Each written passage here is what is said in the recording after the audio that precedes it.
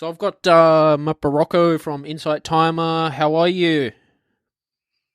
Hi, I'm doing well, Stephen. How are you? Yeah, good, Maporoco. You've got a course on Insight Timer on the law of attraction. How long have you been teaching on Insight Timer for?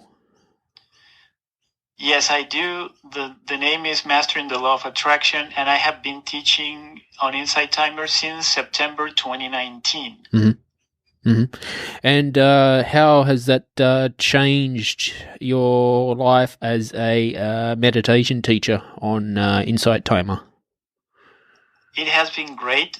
I feel really blessed. Yeah. And to be honest, I started teaching about this before my Insight Timer period.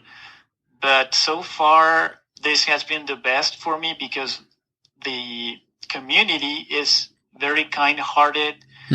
They are great. I have a lot of students, thanks God. And, well, in general, the people that work there are also really friendly and very welcoming. So I'm really, really excited. And I feel even I have become a better teacher because of the experience I have with everyone there. Yeah, it's come a very long way as well. Have you started live streaming on Insight Timer?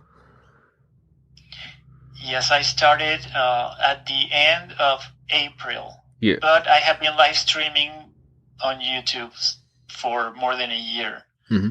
But yes, on Insight Timer is pretty recent.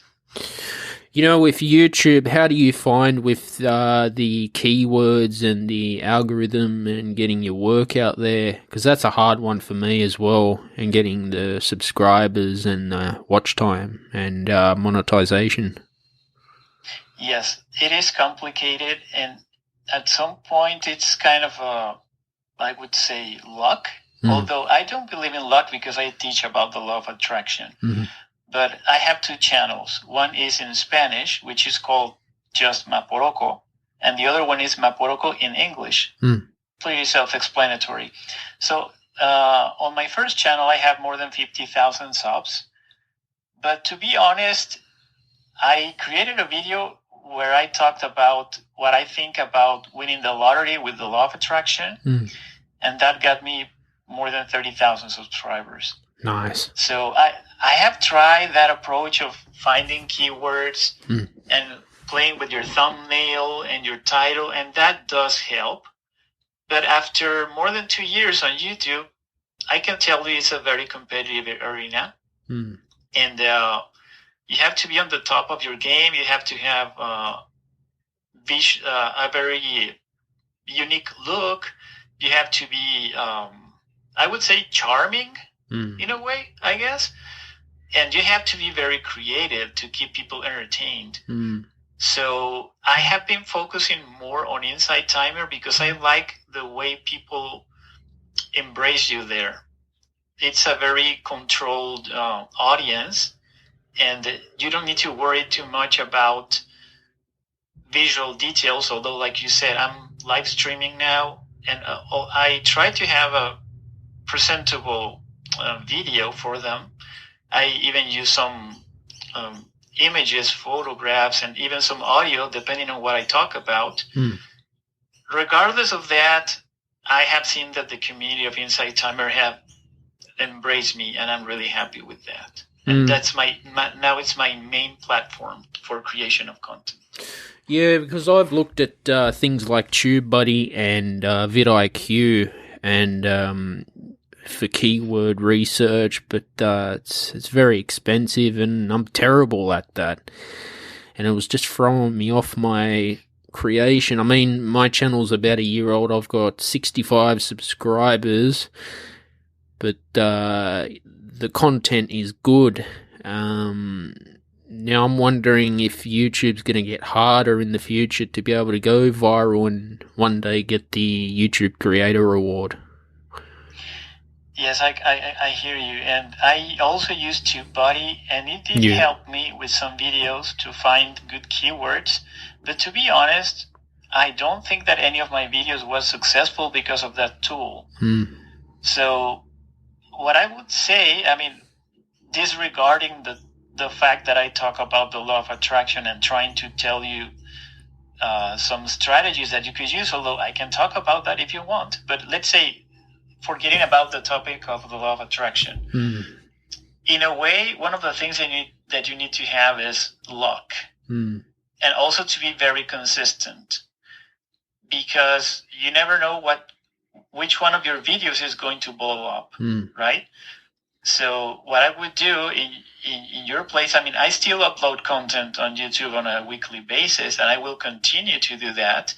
But now what I'm trying to do is whatever I decide to create for Insight Timer, then I convert it to YouTube. So my main focus is Insight Timer. But it's really competitive. I mean, if you compare the audiences, of course, Insight Timer has 18 million people. That's way less than YouTube. But how many creators do you find on YouTube? Millions. And on Insight Timer is roughly 11,000 teachers. So, I mean, you cannot compare. You have more, you will be more lucky if you want to use the word luck, or you will have more advantages if you use Insight Timer instead of YouTube as a platform.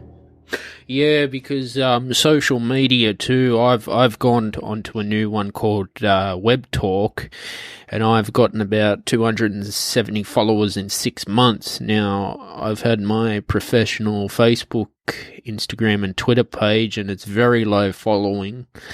I do all the hashtags and all that, but again, I'd rather be on a new platform and going viral on Webtalk than Facebook, because there's a lot of things I'm not happy with Facebook and Instagram as well. You know, to get monetized on those two platforms, you need I think it's 10,000 followers, and I'm already monetized on Webtalk already, which is good. Yes. Well, I have not tried Webtalk. Yeah. I'll look into it. Thank you for the tip. And about, let's say, for example... I'll send it to you after the show as well. Oh, thank you. Yeah. Thank you. Yeah. For example, on Facebook, on my page, I have more than 500 followers. But to be honest, the engagement is not that good. Whenever I post something, if I get 10 reactions, that's like a lot. And I also have an Instagram profile in which I have maybe 1,200 followers. And the story is the same. I mean, I'm not trying to discourage anyone from using them, but I think it's way more difficult to be noticed. Yeah, so as you were saying, it's, you got all these people on Facebook and Instagram at the moment. This algorithm is become so difficult to get noticed unless you've got 1 million followers out there. So that's why I've made the move to Webtalk. Yes, so, well, personally, I am not trying to have a ton of followers either on Facebook or Instagram, because that will mean that I pretty much have to be a slave of those platforms. Yeah. And I really want to focus on creating the best work that I can for the followers I have on Insight Timer and YouTube. And it's my belief that my work will allow me to reach to more people organically, which is what I have been noticing on Insight Timer. For example, when I started uploading audios, it was really tough to reach to 100 followers. But after I was more consistent, I'm still talking about Insight Timer, by the way. Before I published my first course, I had almost 500 followers. Yeah. And now I have 1,600. And these live sessions are a great opportunity for me to gain more followers. And I have seen that some of those people have started following me on YouTube and also on Instagram. So it's a ripple effect. But I'm thankful because I found the right platform for what I do. And do you have to put all the hashtags and keywords in, or you just getting that's really good? I don't. I mean, when I publish audios on Insight Timer, I do use the hashtags, but I'm not sure if they work in my favor. I haven't tested them. I guess it's more like the titles that I use, if they are appealing. I know the subject matters that are more important to people. For example, if I speak about anxiety, or if I talk about abundance, or how to sleep better, those three are big categories, and those will get attention. So that's what I focus on the most.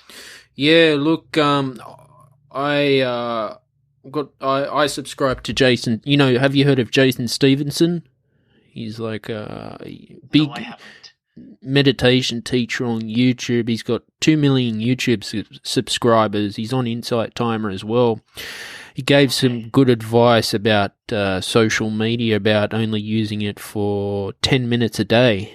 And since I've done that, I just feel so much better, because when I was scrolling through Instagram, I don't follow any Facebook friends, only my teachers on Inside Time are all famous people. I just started getting depressed.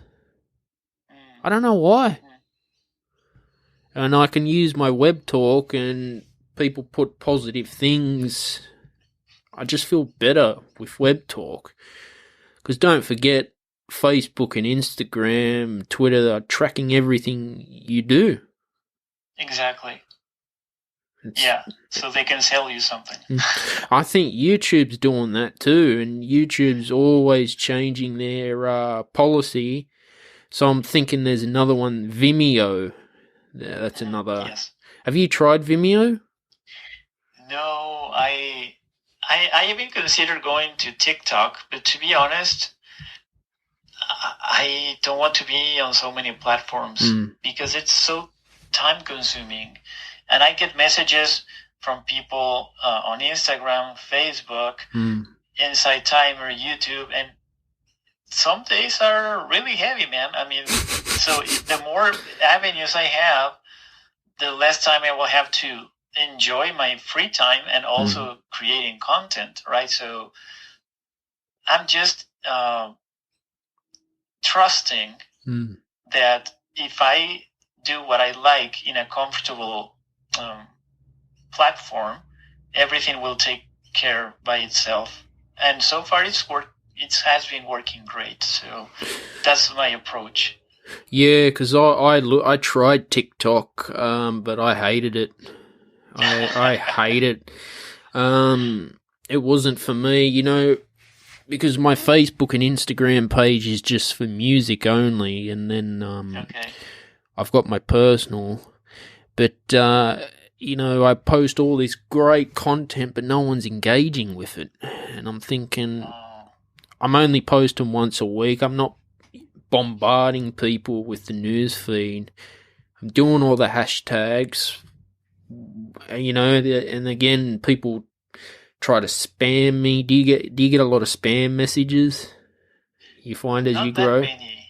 People trying to say, oh, we can improve your following and all this on Instagram. So yeah, but I don't follow those. No. So let me ask you something. Yeah. Are you an Insight Timer just, let's say, a meditator, or do you have a teacher profile? Just a meditator. Been a meditator since 2018. Oh, wow. Yeah. Well, long time.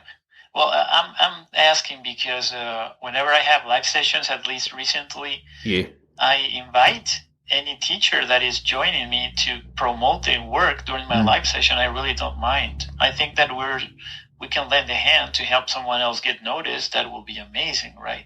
So if you ever consider being a teacher, or if you join one of my live sessions, well, say hi, and you can promote your podcast there, man. I mean, no problem. It's something I might look at doing in the future. I might look at doing music. I'll concentrate on the podcast first, because the podcast has been fun to do as well. But yeah, it's the thing. Social media now, I don't know why it can be depressing. Well, I have an idea, and I think that the main cause of that reaction, that feeling, is because you're depriving yourself from enjoying your present. And you're looking at all those people that are showing you what looks like a perfect life and possessions, travels, whatever. And you're just saying, oh man, look at that life and look at what I'm doing here. I'm just browsing on my phone, looking at pictures of beautiful people, pets, delicious food, travels, and what am I doing with my life? I want to be there. So you feel lack. You feel like you're not living the life you want to live. And like you said earlier, the advice from that meditation teacher, if you just use social media for 10 minutes a day, that's great because you're not hooked. You're not addicted to that. You can actually use your time for something creative or useful. Even if you want to watch a movie that is going to uplift you, that's better than just being browsing, watching pictures of Kim Kardashian, right? To say a name out of the blue, right? So I think that's one thing.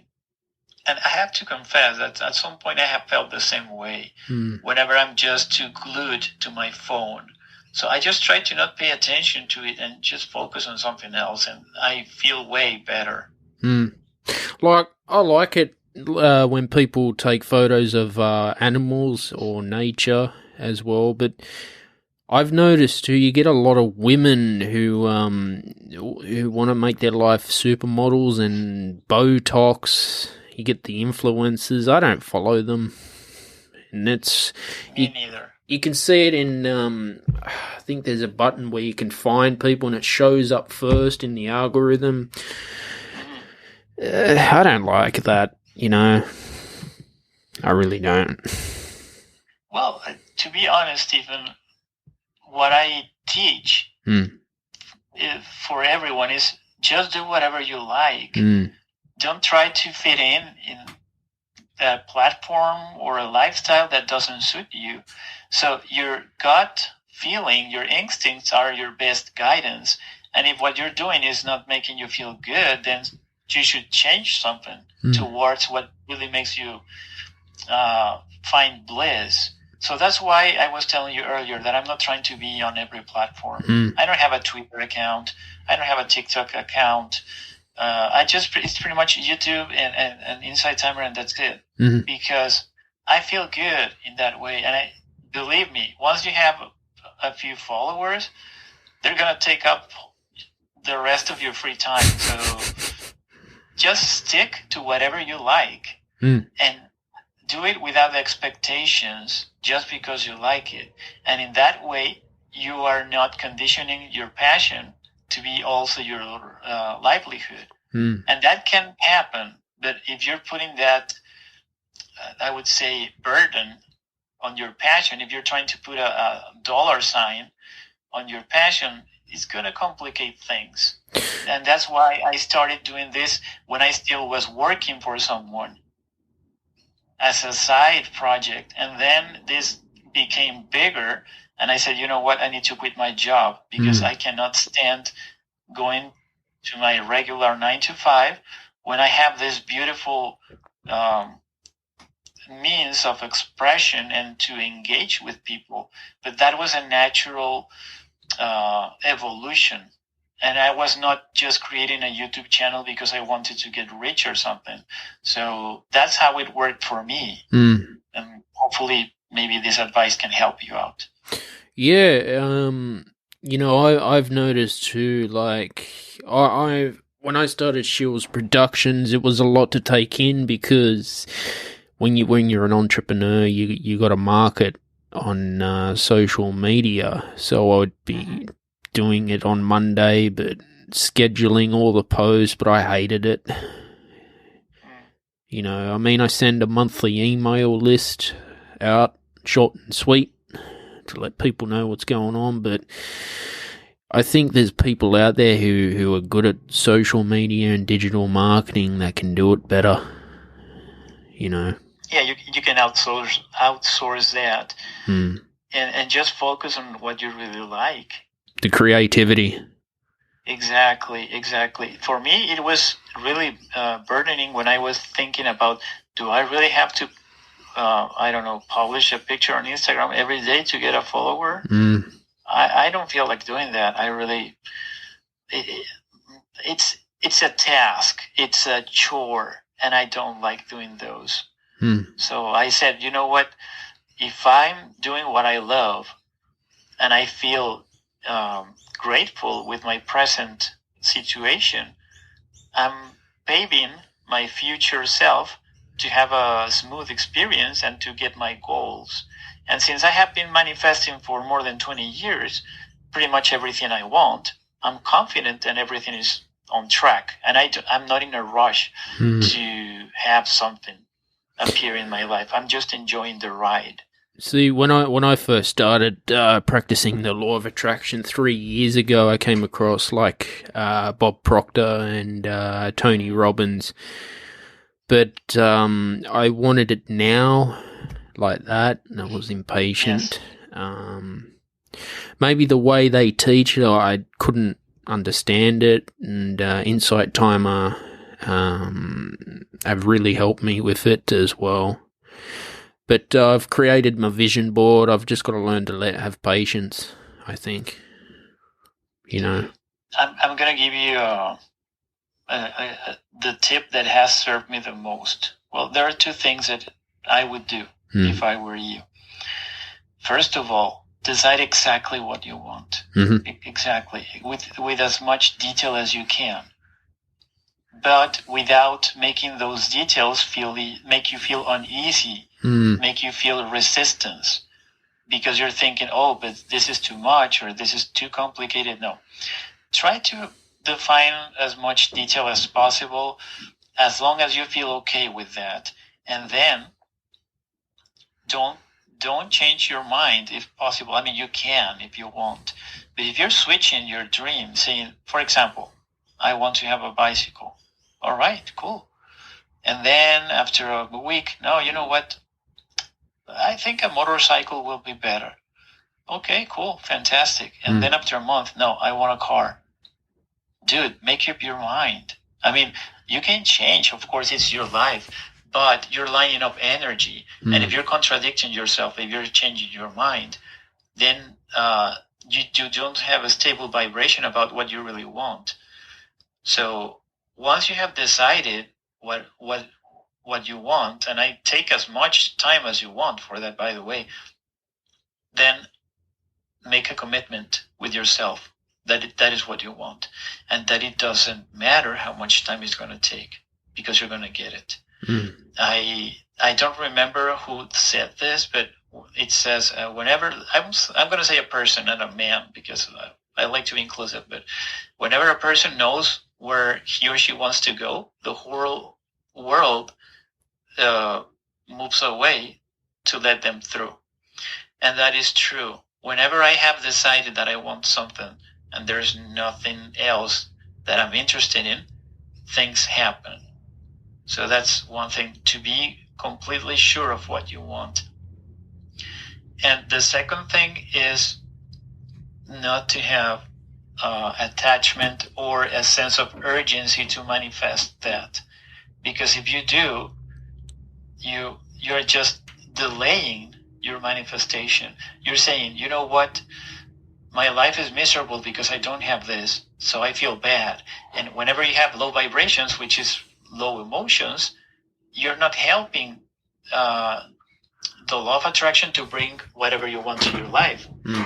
On the other hand, if you're feeling great, that equals the same emotion that you would have if your dream was already part of your life. So that's why you need to enjoy your life right now how it is. Let's say if you live let's say me. I don't want to say all the examples for you because I don't know, right? Feels kind of awkward. But if I'm thinking about, you know what, I don't like the house in which I live. Why? Well, because it's old, because I live with family, because it's in a part of the city that I really don't like. All right, keep it up, champ. You're going to stay there forever. And if you move, you're going to manifest the same thing. But if I say, you know what, okay, this is not perfect, but you know what? I have a roof over my head. I have food on the table. I have people that care about me. And I don't need to sleep on the streets. So while I have this advantage, I'm going to appreciate it. I'm going to thank for it. And also, I'm going to think that I want improvements in my life, but those improvements are not going to make me feel bad because they are not in my life yet. I have decided that I want those improvements. But as long as I'm here, I'm going to enjoy as much as I can. I'm going to focus as much as I can on the good things that I have right now. And those two things are the ones that I have found most helpful. Having a clear desire, which is powerful, that is going to fuel you. It's going to be your drive to go towards your life. That is going to give you a reason to wake up and say, you know what? Yes, this is what I want. I want my podcast to reach the whole world, or I want to create content for people to be happy, or whatever it is, man. But just find out what you really want, and don't think about how difficult or how, I don't know, meaningful for other people can be. Focus on whatever it is that is going to make you feel great, and then take it from there. And don't write on the calendar by which date you should be there, because that will add some resistance. You're going to notice that, oh my God, it has been 2 months and I haven't done anything yet. I have another 4 months, and if I don't reach my goal, and then you start to sabotage yourself and to fill your head with worry, and that doesn't work. I've been talking a lot of lately, but let me give you just a very clear example of how I manifested a job. Mm-hmm. I was living in Mexico, and I decided that I wanted to relocate to Lima, Peru, but with a job offer, not just relocate by the sake of it. So in a period of around a month, I had a job offer. And the only thing that I did, every time I thought about the subject, I repeated this phrase, give or take, right? Just paraphrasing, but I said, I don't care when, I don't care how, and I don't care through what company, but I'm going to relocate to Lima, Peru. Even if it takes me 2 years, I don't care. And I was so sure about it, and I didn't care how or when, that, like I said, in a month, I had my job offer. And that job offer had a 30% salary increase. It was with a wonderful team that really valued me. My workload was half of what I was doing earlier, or in my then current job, and everything was smooth.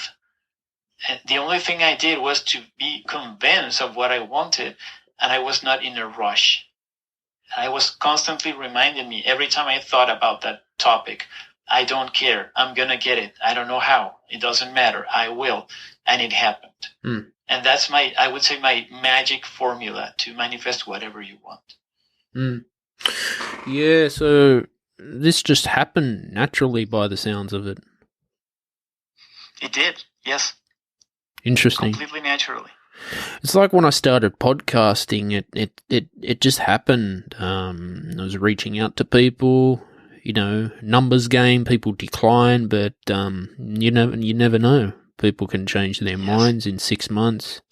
Even some teachers on Insight Timer declined, and I was okay with that. But it's been a very interesting journey this past year. Well, I'm glad, and I'm sure you have learned a lot. I have, rejection, I just don't take it personally. Yes. I just, okay. You never know. Things change. Well, whenever you have your episode live, let me know, and I can give you a shout out. Yeah, I publish on Fridays, so it'll be up next Friday, Sydney, Australia time, about 6 p.m. That would be, what time would that be for you? Well, be in the middle of the night for you. Yeah, actually, right now for you is Saturday. Yeah. Right? Here is, I'm living in your past. It's Friday. 9:27 p.m. Mm-hmm. So it would be, if it's on Friday, your Friday is going to be my Thursday, maybe around the time I'm still sleeping. But it's fine. I mean, send me the link. Yeah. And I want to listen to it, of course, and I'm going to promote it on YouTube and also on Inside Timer. I mean, but I would like you to join the live session. So, yes. I mean, it will be, I guess, more impactful if you're there. And I want to, let's say, thank you for your interview. I really had a great time. And, well, if any of you want to listen to Stephen and I chatting for a while, but there you go. Check it out. Although I cannot mention, maybe I cannot promote your work directly because there's a policy on Inside Timer that I cannot advertise. But I can definitely mention that you interviewed me and that they can reach out to me if they want to listen to it, or they can reach out to you. But on YouTube, shameless plug, no problem. I can just say, go here. Here's a link on my description, so check it out. Don't worry, I can do that. No, the Stephen Shiels radio show, I was inspired by, Howard Stern and Joe Rogan. I wanted to do, and Dr. Phil, do a talk show, not just on music. Yes. As you know, I'm a musician, but I'd get very bored because my YouTube channel is just all music, and I like other things too. So I like all sorts of topics, Morocco. Well, that's how I started my YouTube channel. I started talking about everything. I talked about intermittent fasting, traveling, how to create a YouTube channel, and the law of attraction. And then the subject matter that, of course, was more successful was the law of attraction. And that's what decided what I was going to do, because I wasn't sure of what direction to take with my YouTube channel. I just wanted to be creative and have an avenue to express whatever I have on my mind, right? Yeah, you never know. And like you were saying, and before, like with YouTube, it's just that one video to go viral all over the internet. Yes. Which is amazing. But the whole keywords, I've never understood keywords. Well, it's you need to find out how people search, and also that those searches don't have a ton of videos. For example, the video that I talked to you about the lottery, it has more than 1 million views. But to be honest, I mean, my recent videos don't get many views at all. So even if you have a viral video, if you don't have consistent content to back it up, it's just going to be a flare. And maybe you will earn, I don't know, $1,000 for a video for a couple of months, and then that's it. So trying just to get the video is not good advice, in my opinion. To just have a consistent theme and look and great content in general. And if people like what you do, they're going to spread the word. And YouTube is going to notice, oh, you know what? We recommended Stephen's video to 1,000 people. And out of those 1,000, 50 watched the video. Okay, maybe there's something here. So let's recommend it now to 100,000.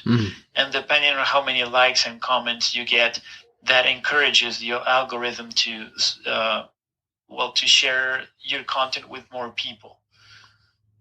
Do you ever get trolls trolling your videos? I've had a couple. More than trolls, well, I would say yes. Yeah. But I usually block them immediately. And YouTube also does a great job of, well, if someone is using, if someone wants to advertise, they block those comments. If someone is using offensive words, they also do that. And you can also customize a list of words that if someone mentions in a comment will not appear and have to go through your approval for that. Yeah, which I did.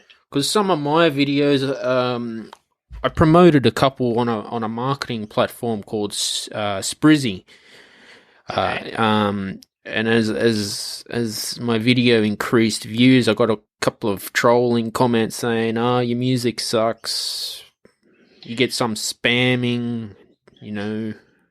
But apparently, what TubeBuddy and vidIQ were saying with trolls, they help you grow your YouTube channel for some reason. Yes, because they're leaving you a comment. Yeah. But I mean, well, to be honest, if you're going to have a public presence, it doesn't matter if it's YouTube or whatever, you have to have a thick skin. Because people are really mean when they don't have to show up their face, and they just can comment whatever they want. And I have received,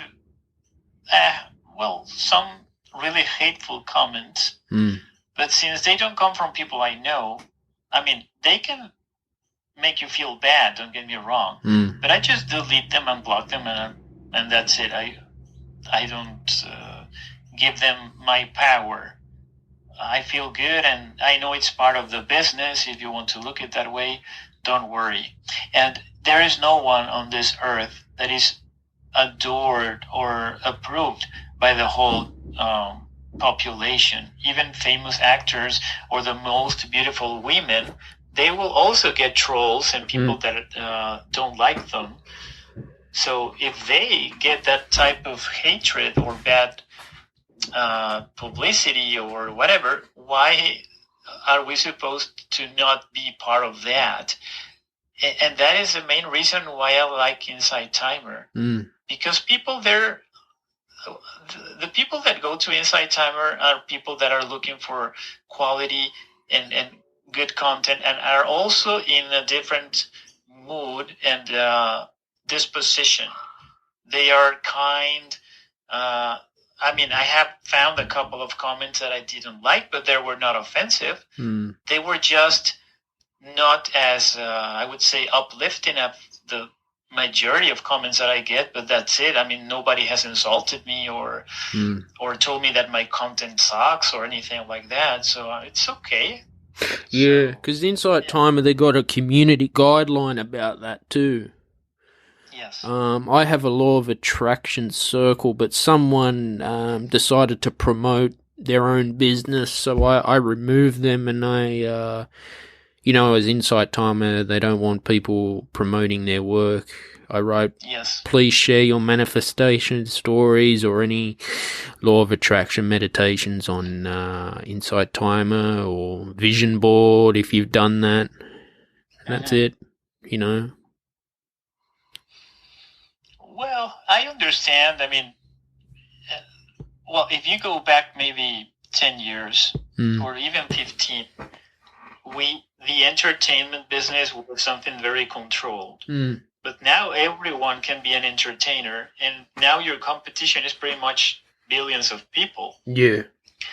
So everyone wants a piece of the action, and of course they will do whatever they can to get some attention. So I don't blame anyone for being like that. At some point when I was starting, I was trying to see how can I get some promotion. Maybe if I leave a message to a famous YouTuber, they can give me a shout out, which never happened, by the way. Been there, done that too. Well, I left a comment to PewDiePie, but imagine my channel was in Spanish only at that time. And there's no reason he's going to read my message, even if I'm the first person to post. And so I gave it a shot. It didn't work. And I thought that, to be honest, if I'm trying to find the how on this formula to manifest my dream, I'm just blocking the universe from delivering the best option for me. So I stop worrying about how and just focus on the why, which is doing what I like to do. And things have been moving forward. See, I'm happy. When I first started, I could never get my head around it. I always wanted the how to do things. I never understood the why. It's been 3 years, so I kind of just leave it to the universe to do and trust it, and that's it. Yes, that's a good teaching that you got there, and yeah, thinking about the how is counterproductive. But I have found that the law of attraction doesn't have, what we know about the law of attraction is not set, in regards that people can tell you, oh, you don't focus on the how, that's for the universe to know. Well, yes and no, because I have a technique that I recommend, in which if you're thinking, let's say that your desire is too difficult and that you're going to struggle and whatever, but instead of thinking about your desire, if you're asking yourself constantly, how can I achieve this? How can I reach to, I don't know, 1 million people? How can I have more ideas for my podcast? How can I such and such? Then your brain is not going to say, no, Stephen, you're not going to make it. Who are you trying to fool? No. Then your brain is going to be, oh, you're asking me a question. Okay, let me find the answer for you. And then you switch your vibration. And also you allow the law of attraction to give you answers, to give you options, and to rendezvous with people that are going to contribute to whatever you want to manifest. So with manifestation, you know, dating apps. Like, yes, you got Bumble, Tinder, and all, eHarmony. You know, yes. I tried them for a year, but they're a business. They want to make money. And I found I was getting a lot of troll, like, spam messages. Yes. I'm thinking, if they're promoting me to one day end up with a partner, I was too hard on myself. Like, why isn't this happening? They make it all glamorous and good.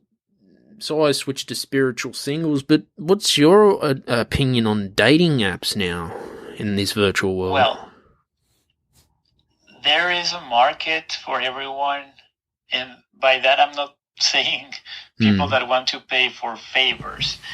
The last girlfriend that I had, I met her through Tinder. So there is real, genuine people there trying to meet other people. But if you're going to send messages to the ones that have the photograph from a studio and they're just posing on lingerie and whatnot, well, most likely they're going to ask you for cash, right? So I remember, and for this I use the law of attraction. I said I want to meet someone that is, what's the word I'd use? That is compatible with me, that has the same interests and that I really like. And in 2 days, I kid you not, I met someone. But we are not in a relationship, but we're great friends. And she's exactly what I was asking for. Someone that I can talk to, that have the same interests, and a really noble woman.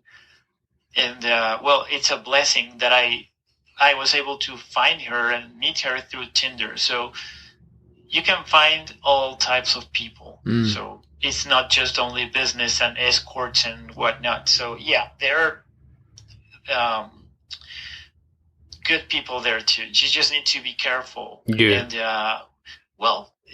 after some time, you kind of recognize them. If they are putting their Instagram, oh, I don't log in here too often, but you can send me a message through Instagram. Yeah, she only wants followers. No, thank you. Or someone that is outright, they're just putting their cell phone. Really? You're going to give your cell phone to everyone that can call you. I don't think you're looking for a boyfriend, woman. I think you're looking for some business, right? So those type of details will let you know what, let's just swipe left, because I don't think I'm going to get anything good from this person, right? I mean, I don't think they're looking for someone to have a relationship with, or a friend, perhaps. Some people say, I just want to have friends, to make friends here. I already have a partner, or I'm not interested in relationships. I just want to have friends. And some of them are just using those clever words to hook you and then say, no, well, I have a proposition for you. I'm short on cash, and oh boy, here we go again. But yeah, there are. I mean, if you are there and you're a normal person, of course, there are some women that are also normal people that just want to meet other people, especially because of the pandemic. We have been locked in our houses for more than a year. So I have seen a huge increase in traffic on the dating apps because of that. Yeah, it's interesting you point that out too as well with dating apps. I mean, Spiritual Singles was recommended to me from a teacher on Insight Time, and I like that. It just has a better atmosphere. I can tell straight away if it's a fake profile. I just know. But the thing is, they want you to have your location turned on your phone too, to find where you are, and that's a bit creepy. I don't mind because, well, of course they can use that to target you for advertising, but I'm not that afraid of people knowing, well, companies knowing where I live and what I like, because I know there's a huge database built around my preferences that I cannot avoid that. So if there's one application that needs my location and I need the application, well, I don't mind. I mean, worst case scenario, I switch numbers and that's it. I mean, that's as simple as that. So I don't worry too much about it. Of course, if they want me to put a credit card number, well, that may be a different story, right? I was one time I was using a dating app called Zoosk, and I ended up connecting with a woman, but she was all the way in Port Hedland in Australia. Ended up just having a phone call, but just felt no, not the right person. No, that was it. I have met women from, let's say, other cities, but the best strategy is to look for someone that lives in your city that you can meet, that you can have maybe a video call to verify that it's them, right? And you have to be careful because, I have fallen for people that say, oh, let's meet, and you buy them lunch and you never hear of them again. So they were just trying to get something from you, right? So you got to be careful, but well, it's a risk, and that risk, I mean, even if we didn't have this technology, there will always be scammers. Oh, yeah. Oh, yeah. To be honest, there was some person from Inside Timer. Not a person that works there. I want to clarify that. Someone that has the application, and that person sent me a message. And then we started chatting, and we interchanged email, and at the end, it was a scammer. And of course, I noticed that. I received some warnings from my spiritual guides, and I was very cautious. And when I confirmed that the person was trying to get money from me, I just stopped talking to her. That's it. Did you click report? And because you can do that on Insight Timer, you can report them. Yes, but I didn't, because whatever we talked through the application was nothing to report. And let's say you report them, they create another email and another profile. So, and what if that person resents the fact that you reported them and goes with a hacker so they can do something to your account? So I don't think it's worth it, to be honest. Yeah, there was one live stream where someone was just acting stupid about a cat or something, and just being stupid, and one of the teachers just reported it, and I ended up getting a message, but I just ignored it.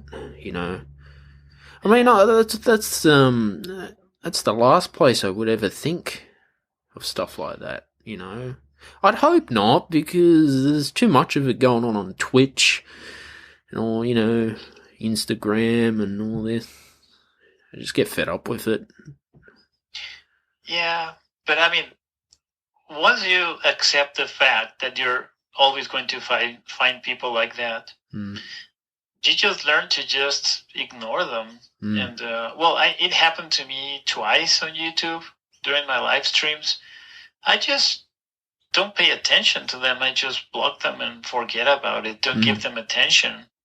Don't get even my what's that expression? I don't get my feathers flustered. How do you say it? Well, I don't get mad. I know it's part of the show and whatever. It's okay. You know, like, because you know, that's the thing. You know, Insight Timer got all the community guidelines, which is good as well. But yeah, look, I've noticed lately too, my personal email, getting a lot of email, people like copying a Netflix bill or a PayPal, and it looks so legit, Maporoco, but it's dodgy. Like, I received an email saying that my iCloud was hacked, and it looked like an Apple email. Accidentally clicked the button, and you know how Apple very strict with security, and the HTTP bar went red, so I quickly got out and changed all the passwords, and there's a lot of these scams going around. Yes. I have a tip for you. So one of my emails, the one I use the most, it doesn't have my name or my nickname. It has a random name. So whenever someone writes to me and say, hey, such and such, and whatever you want to call it, your service is about to be terminated because blah, blah, blah, I know they don't know me because that's not my name, right? So if I reply, they will know my name. But if I just get that email, I know it's a scam, or maybe someone sold my email to a third party so they can maybe promote a product or something. So in that way, I can identify most of the scams or attempts to sell me something. And I always check the email address.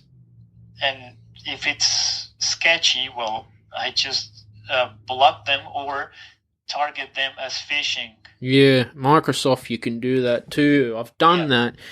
You see, with my business email, it filters all that stuff out, which is good. But see, with the personal, because I got a Gmail and a Hotmail, I don't know how they get your email these days. Well, I know how. I mean, whenever I sign in on a new website for anything, it's almost immediate that I start getting new emails from sources I never saw. I have a Gmail account that I don't share with anyone. And strangely enough, I don't get any spam. Why is that? Do you get advertising from companies since it's a free one? Yes. Yeah. I try to buy a cell phone from... Well, can I name brands here, or? Yeah. Yeah, I was trying to buy a Samsung Galaxy S21 online, and for some reason I was not able to finish the purchase. And then I got an email from Samsung. Hey, we noticed that you wanted to buy something, but you didn't finish your transaction. Can we help you out? That's fine. But then I received another email from another company that had my exact name and last names. And I was like, this came from the Samsung website. They sold my data. So you cannot trust anyone, man. I mean, not anyone with your data. Yeah, Google was doing that as well. Because I've moved to DuckDuckGo, because every time you're searching on Google, they were selling it, and bombarding you with advertising. Facebook's doing it as well, Instagram. So that's why DuckDuckGo is what I use. Yes. Yeah, we are just potential customers. I've learned to live with that. I really don't mind, because it's part of the world we live in. Of course, you can use another browser like the one you use, but I don't know, man. I mean, I just don't get bothered by it, because they're not calling my cell phone. Right? I mean, as long as it's online and there's just an ad, I really don't mind. Well, in Australia, I put my number on the do not call register to stop, marketing agencies. But every now and again, I'll get a cold call from a company, but I just hang it up. Yeah, we have the same here in Peru. Yeah. And it worked for a while, but you have to renew it every year. I was like, nah. That's such a painful process that I really don't want to go through it again. When I started my company, I was cold calling between 9 and 5 p.m. at a respectful time, but I wasn't pestering people, Yeah. But I've found cold calling, it hasn't really worked. Best off just sending a cold email. It's just better. I mean, different laws. I mean, in Australia, it's you can't cold call on a public holiday or a weekend or after 5 p.m. If you want to do it, it's between 9 and 5 p.m. on business days. Is it like that in Peru or? No, I have received calls even at 9 p.m. They don't care, man. I mean, you serious? Yeah, and I block them, but they have hundreds of numbers that they can call you from. But I usually don't answer my phone if I don't recognize the number. Yeah, I don't answer unknown numbers as well. I have that in my voice message. Don't call me on a private number. I won't answer it. But see, what I hate is if, say, the authorities or even the hospital ring you. Happened to me, and they'll call you on a private number. I hate that. Yeah. Or the police ring you. It's always a private number. I don't know why. Yeah, so you don't know. Well, I only answer the phone whenever let's say, if I bought something online, I'm expecting a call eventually because they're going to tell me, hey, we have your product. When can we drop by? And that's fine. But if that's not the case, I just don't answer. I mean, the government too, if you get a call maybe from some government agencies in Australia, it's always a unknown number, private. Or the ambulance or the fire ring you. It's always a private number. We don't get those here. At least I don't think we get calls from the government or anything here. No, if it's an emergency, the police won't reveal, their caller ID. Yes. They don't show that. Yes. They mask it. Yeah. I'm sure it's like that in Peru too. Yeah, well, it has not been my experience here, but I remember when I was living in Mexico, not just the police or an ambulance has a private number, but also some companies. Yeah. So that's kind of unpleasant. But, to be honest, I mean, it's not something that happened too often, so it was not bothersome to me at all. Because the iOS 13, they've got a filter that can filter spam, which is pretty good. And so if someone decided to ring me on a private, it'll go straight to my voice message. And if they leave their number, I'll return it. And that's fair enough. Because I don't know who you are. Exactly. And, I don't have iOS, I have Android, but one thing that I can do is if I get a call from the same exact number within 15 minutes, 2 calls from the same number, okay, I can answer the call, or the phone will ring, will let me know. But if I leave it in Do Not Disturb and the number is different, then I don't take the call. Because there's an app I was looking on the App Store called Trap Call. I think it works on Android. Apparently, you can see an unknown number and return it, but in Australia, I went to my provider. They say you can't do it. You have to give a cease and desist. Yeah. Is it different where you are? Can you track numbers easy in Peru? Well, I don't remember receiving a call that in which the phone number was not displayed on my phone. So I don't think it's equally here in Peru like in Australia. You have more regulations, I guess, than we do. I've noticed that you have more protection as well. And this is super random what I'm going to say, but for example, for video games, there are some games that are not authorized to be published in Australia because of the content. Yeah. Yeah, so that always was interesting to me because I know that the government does more things than other countries to protect you, although some of you may not be happy about it. But yeah, it's different than here, definitely. Music, I mean, you can get explicit music. It's been like that all the time, but I know with some video games, if they're R18, a parent's got to buy it for the kids, or they'll ask ID. Is it like that in Peru, or kids can just... They don't care here. They don't care. Like Grand Theft Auto 5 was one of the biggest games I played, and Jesus Christ, you know. Well, for starters, you have the rating, let's say... Well, I don't remember the rating system there, but here we don't have a rating system in Spanish. So it says M for mature, but if the parent doesn't speak English, they don't know what they're buying, right? And I see enforcement, for example, if people want to buy cigarettes or alcohol. Yeah, of course they will ask for your ID. Very strict. Buy a video game? Yeah. Well, in Australia, cigarettes, alcohol's taxed. You got to be 18, and they always ask ID. But when I was in the United States, you got to be 21. But cigarettes and alcohol's not taxed over there, and alcohol's more bigger serving than in Australia. They're more stricter with how much they put. Are they relaxed in Peru with that stuff? Yeah.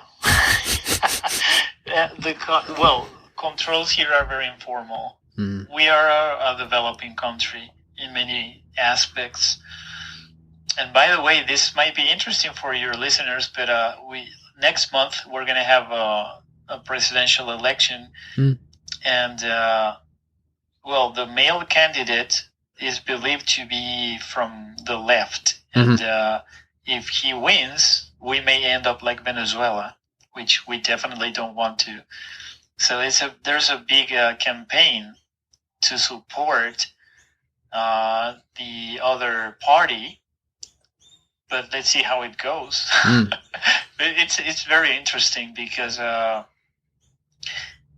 we need so much resources for education to raise the awareness of people to have a better country. And I'm not complaining. I love my country, and the food here is spectacular. So if you ever visit Peru, you're going to love it. But we don't have many controls or systems that you can find maybe in Australia or the US or Canada or other countries that are more developed. Yeah, you'll be surprised by the things that you can get away with here. Yeah, look, I thought, the US are fairly loose. You could smoke in the casinos in Las Vegas, cigarettes. Yes. You can buy guns over there. Can you buy guns in Peru off the street or in the shop, or you can't? No, not that easily. I haven't seen any store or advertisement for guns. It's like that in the States. US, you can buy tasers and all that, and you don't need a license. But then again, the police in the US will shoot if they have to. It's scary. Yeah, it's really scary, yes. No, we don't have that here. Of course, there are some people, like they say in the US, packing heat. But, no, you don't see that here. And I have never in my life held an actual gun. I thought I asked that because you're near the United States, are you? Peru. Sorry, can you please ask again? Yeah, you near the United States in Peru? if we need the United States? Yeah, how far are you from the US? Oh, no, we're super far away. Okay. Yeah, we are... well, how do you measure distances there? In miles or kilometers? Kilometers. We do. Just the same as we do. Well, I would say we are easily 7,000 kilometers away from the U.S. Yeah, actually, in the U.S., it's summer, and we are in... No, it's spring, and we are in autumn or fall here because we're below the equator. So it's a different season, and yeah, we're pretty much far away. Although, if you go by plane from Lima to Miami, it can take you maybe around six hours. So it's not that bad. Yes. Yeah, because Mexico too, as well as like right near the state. You lived in Mexico, did you? Yes, my mother and brother still live there. I was raised in Mexico, and I have crossed the border, of course, legally, from Mexico to the U.S., and it's so much different. And I mean, the cultural perception of living in Mexico and going to the States, it's a topic of everyday conversation. And that is so much different, let's say, from Peru, that people just, if they want to go there, it's not like they're trying to cross the border per se. They just take a plane and go, right? So it's interesting. I was watching a movie called Sicario a couple of days ago, and it took me back to my days in Mexico because it has to do with the conflict between the two countries and how people go from Mexico to the U.S. illegally, of course. So it was, I would say, interesting for all those memories that came back to me. But yeah, it's a very different perception from people that live in Mexico, especially in the north of the country. You remember El Chapo? Oh yeah, I saw that. I saw that whole series on Netflix, and my God, the political and all the cartel and all the guns. He was a criminal, that man. Yes. And the dirty things he did, it almost looks real. What the Netflix were making it out, and became a huge political thing. I don't know why, just to catch him and backstabbing each other in politics as well. My God. It was a soap opera, the whole Chapo thing. And you made me remember, there was a time where living in Mexico, well, not sure if right now because I haven't been there since 2017, but there was a time around maybe 2011 when there were gunshots in several states. And I remember I was going to the bank, and I was approaching, well, the institution, and there was a guy standing with a suit, and he had an AK-47 holding it upwards, and I was like, nope, I'm going back to the office. Thank you. So it was really shocking. I mean, thank God nothing happened. But my girlfriend at the time was working downtown, and she experienced a shooting. And there were, the army was there asking people to remain in their offices and lay down on the floor to avoid, being shot. So it was pretty stressful. So you saw a cartel person? I presume that it was a cartel person, yes. My God. Yes. Because the police in Chapo's, they were all corrupt, taking bribes from him. They were on his payroll, Yeah. Well, there's corruption everywhere, my friend. Even in Australia too. Yeah, but whenever you have a conflict this big, and especially when there's people decapitate. Well, I'm not sure if I'm talking about things I shouldn't talk here. No, it's a talk show. It's okay. Very All interesting. Right, so, we were really scared, and tourism in Mexico suffered a lot because of those things that were happening. And to be honest, I'm not sure if they still happen. But that image of that friendly country to visit and celebrate with the mariachis and all that stuff. That reputation was definitely damaged by all those cartels and the violence. Yeah, it wasn't good. Yeah, if you watch, have you seen the El Chapo series on Netflix? No, I haven't, because I like to see other type of violence. No, it's for me it was a very educational show, actually. Yes. You know, I pretty much binged watched it, but you could see greed. You know, his family members actually died, and he, you know, pretty much didn't care, wanted to get ahead in the game, and it just goes to show, okay, living a rich lifestyle, but what? You know, want to be a king and what? You know? Yeah. Greed. I have seen so many shows about cartels and whatnot that I was not that enticed to watch one more. That's why I didn't watch it. It's a common theme if you live in Mexico, so that's why I was not attracted to it. But I'm sure it was really interesting for someone like you that doesn't live there, right? And shocking as well. Definitely. Yeah, and goes to show all the army and the police. It was the final season where it was a huge chase. And it was a true story, and one of the politicians took all the glory for it, and the media. Soap opera. Yeah, and they prepare the content they're going to show you, and there were, I remember, many people that took videos of what was going on. If there were some shootings, they shared them on Facebook because the news wouldn't do that. So they wanted to show you what was going on. It got really bad at some point there.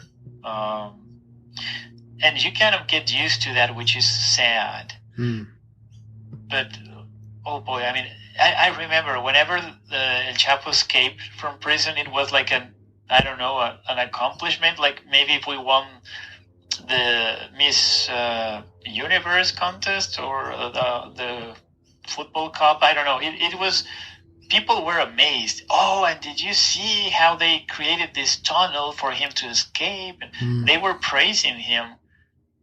Well, it's an interesting cultural phenomenon, to say the least. Yeah, it's biggest soap opera. I mean, I was only, this was in the 90s, wasn't it? I was only a small kid back then when all this started. I don't remember the years, to be honest. Yeah, and how the DEA got involved too from the United States. They wanted to extradite him to a US, I think he went to a US federal prison as well. Yes, that is correct. And then he I think he wanted to go to Venezuela at one time. Escape there. Wanted to be the ruler of the world. Yeah, and the thing is that those type of people usually, let's say if they have their base in a town, they invest in that town. They give them hospitals, schools. They give them money. So people protect them for a reason, because they're giving them what the government doesn't. So it's a really difficult to take a stand. I think because in El Chapo, the cartel was actually forcing people to vote for a certain government in order to give them food, money and all that. Yeah, that happens too. So it's difficult because they have all the money, all the power, and they will get elected the people that they're gonna cooperate with them. So it's what. But I try to think, if I were some of those people that, farmers, that they really have a very difficult job, and there comes this guy that gives them money and helps them to heal their children or give them food. How can you not support that guy, even though he sells drugs? I mean, it's a really complicated social dilemma. Yeah, see, in Australia, our government seems to, care about us at least. They were giving out some vouchers to go back to the restaurant and, to get the economy going again to eat. Is it like that in Peru? Well, some of us received a check or a deposit for these trying times, and we are also allowed to. There's a retirement saving account that most people should have if they work, in which part of your salary is taken, and it accumulates. So by the time you retire, you have something to live off of, right? So we were allowed to take some of that money, and this is going to be now the third time that we can take money from it. And I'm about to just leave that account with zero money. And part of it is because I'm not going to live here forever. So it will be really complicated for me to come back to Peru and do all the paperwork to get some money. So I decided just to take it.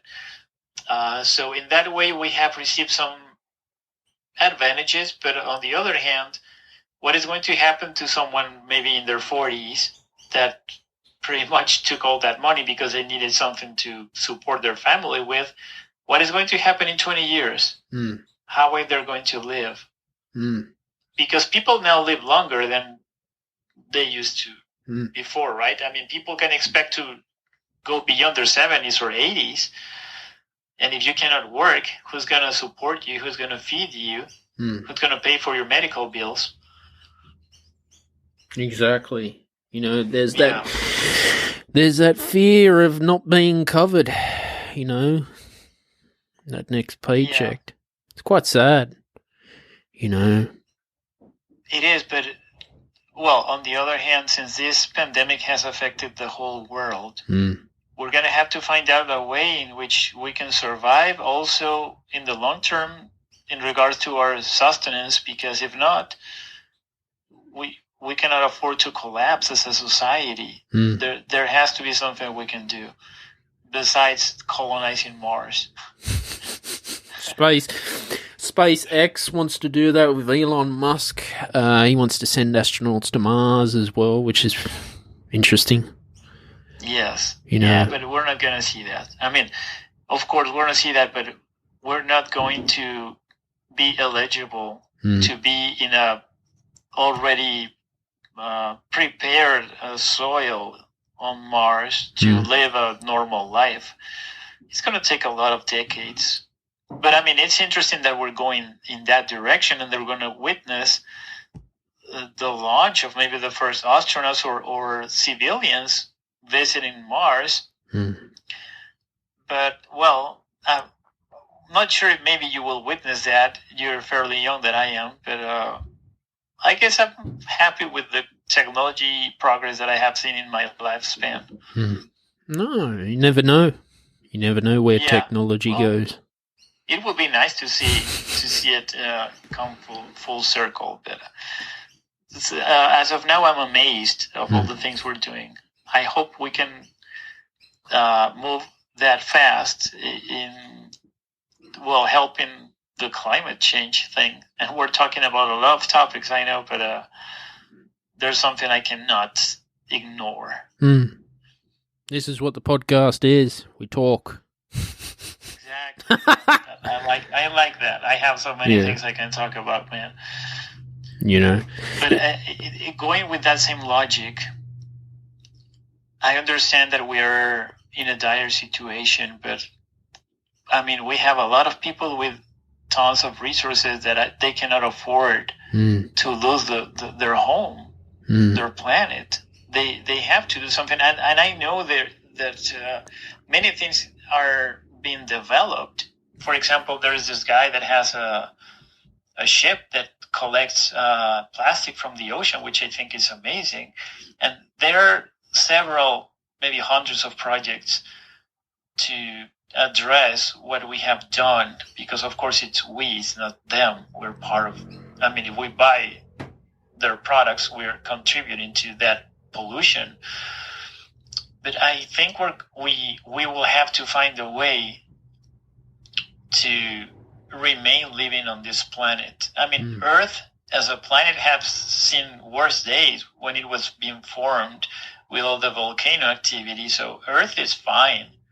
But life on Earth, we as a species, and of course the other species that rely on us because we are at the top of the food chain, I'm glad to see that a lot of people are showing interest. People like Elon Musk, Bill Gates, that they have, even Jeff Bezos, that have money to back the population. And not sure if all of them are doing this from the kindness of their hearts, but if they run out of customers, what are they going to do? They need to take care of us too, right? So I'm very interested to see what's going to happen in the next 10 years. Yeah, any one of these big corporate companies can go bankrupt overnight. Yes. You know? Exactly. It's like I tried to do the bit of stock market investing, but never worked out for me. You know, tried the Bitcoin, tried the index fund, investing in Tesla, and tried to do a stock market investing course, but I just couldn't get my head around it, you know. Well, I guess the best thing that one can do, and this may sound like cliche, but find something that people need. Yeah. And solve that for them.